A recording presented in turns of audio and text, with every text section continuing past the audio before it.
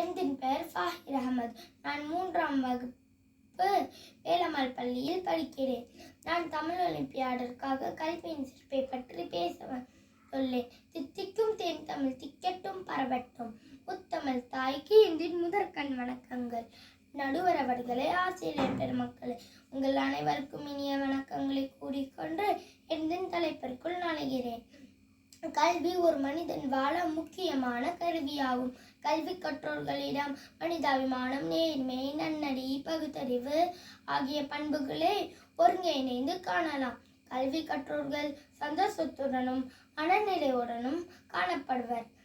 எனவே பள்ளி கல்லூரிகளுக்கு சென்று படித்தால் நமது பொருளாதாரத்தையும் மேம்படுத்தலாம். நல்ல பண்புகளும் உலகறிவு படைத்தவர்களே சமுதாயத்தின் முன்னேற்றத்திற்கு முதுகெலும்பாக இருக்கிறார்கள். பெற்றோர்கள் பிள்ளைகளை ஏன் படிக்க வைக்க வேண்டும்? பிள்ளைகள் ஏன் படிக்க வேண்டும்? ஏனென்றால் எவ்வளவு பெரிய கோடீஸ்வரர்களுக்கு குழந்தை பிறந்தாலும் கல்வியை பணத்தை போல சொத்தாக பெற எவராலும் முடியாது. அவரவர் படித்தால்தான் அறிவை வளர்த்து கொள்ள முடியும். கல்வியின் சிறப்பை பற்றி சான்றோர்கள் எவ்வளவு அழகாக கூறியிருக்கிறார்கள் தெரியுமா? ஓதாமல் ஒரு நாளும் இருக்க வேண்டாம் என்று உலகிலும் இளமையில் கல் என்ற ஆத்தித்தூடியிலும் கல்வி கரையில கற்பவர் நாள் சிலர் என்று யாரிலும் கற்கே நன்றே பித்தே புகினும் கற்கே நன்றே என்று நடுந்துகேனும் கூறியிருக்கிறார்கள்.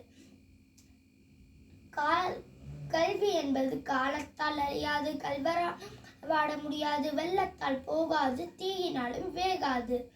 இன்னும் உலக பொதுமறையாம் திருக்குறளில் கல்வியை பொருள்பட பயில்வது எப்படி என்று கூறியிருக்கிறார்கள். கற்க கசட கற்பவை கற்ற பின் நிற்க அதற்கு தக.